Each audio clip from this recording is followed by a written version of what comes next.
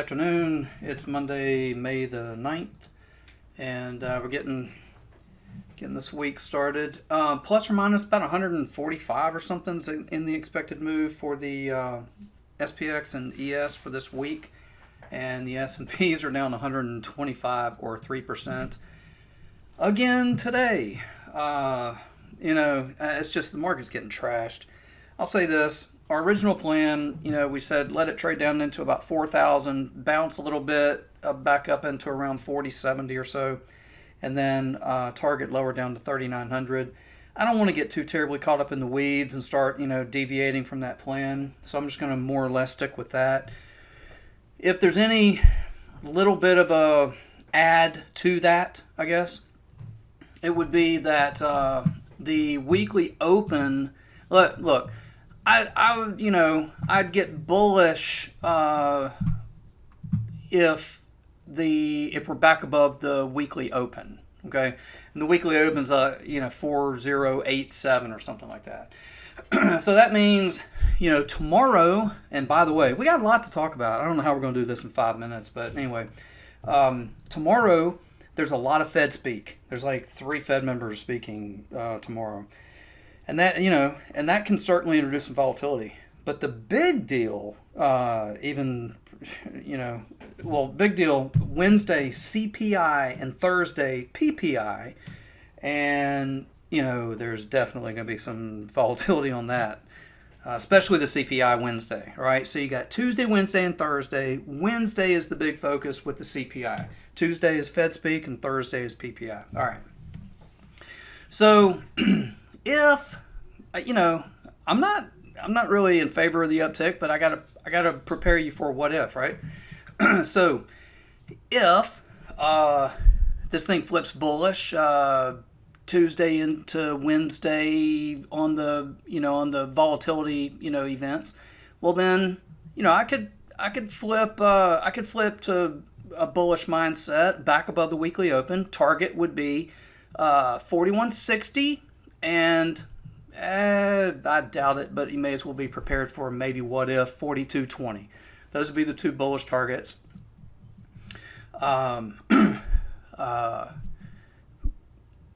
What I want to do is do what we originally said. Let it trade down into 4,000, bounce up a little bit, back into about 40, 70, 75, somewhere back in here. Get stuffed and trades down. Target is 39.12. That's what I want to do. So look, careful this week on, we've noticed, here's the plan. Look, this is what we're doing in the futures room every day. And this is what we did today. And this is just kind of an example of our everyday, we come with a plan. And so today, you can see it's the 9th. We're noting that we're on big volume with big range in the overnight. And we're trading this as over-under. If bullish, fine, we'll target up here, and bull targets are labeled. And if bearish, then we target down here. Bull and bear targets are labeled. Well, you see we got these 2. We got really close to that third one today. What was the low today? 70 was the low. We got a few points away from making that final bear target down there at 62. So it wasn't a bad plan. This is 100 points of range. Anywhere from after the open, over under there, target 4,000, 39.85, and the last one we didn't quite get to, 39.62. So here's what led to that conversation. We were talking about how wide and quick and fast and wide these rotations are. Man, look, I mean, they're right now easily 10 and 12 points on a 1-minute candle. So if you can't handle that, then, stand aside or go down to like the micros. And if you're already in micros and you still say that's wide, then sit this part out, sit this volatility out. But so beware, okay? Rotations are just absolutely huge right now. Ranges are big. Like I said, weekly range priced into the SPX right now is supposed to be like 145 on the week. Hell, we're down 125 today, just in one day on Monday. And that's after being down from 4,300, mid last week. We're trading, 300 lower in a flash. Soon to be 400, it looks like. So you might wonder, you go, wow, man, I mean, this is getting awfully cheap, right? Maybe, I don't know. But if you've got big business to do and, you ask yourself, like, is this cheap enough?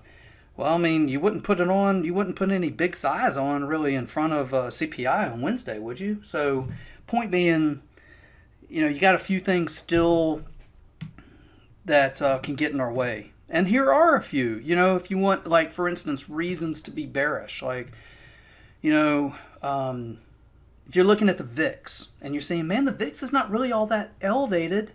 How could you stand to be so bearish with the VIX not really showing an awful lot? Well, in my estimation, I agree, okay? But in my estimation, I would say that the VIX has been some hedge. It's been the hedge. It's been some of the hedge. Right now, if I can remind you, we've already discussed this, but let me take you back to some prior weeks' videos when we were talking about the fact that we're in a 5-week expiration cycle right now. Dealers are taking on a lot more inventory in this expiration series than average 4-week cycle. So you're going to hedge, and make sure that the hedge is good, and I think it has been, and has been for a while now, and I think it feels like that's really the reason, one of the big reasons why this market's not coming off even faster and harder than it is. It's that people are really well hedged. Because the market where's the good news? Somebody point to some good news for me. You got China in a zero tolerance stance policy right now where you've got 4 cases of COVID that come up and they lock down the entire city. I mean, until that kind of a approach eases and lightens up, you can't really get people back to work, and I told you, go to marine traffic, that overview.com, and look at that satellite imagery of the cargo ships that are staged off port, trying to get into port. You can't get people to work to the port. You can't relieve that pressure, which ultimately says that you're not really going to relieve the concerns and the pressure on the supply chain, issues that we're facing right now.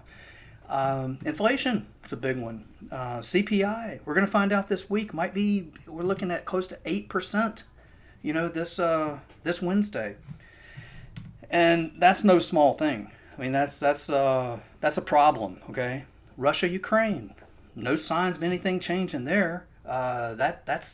Look, find me some good news somewhere.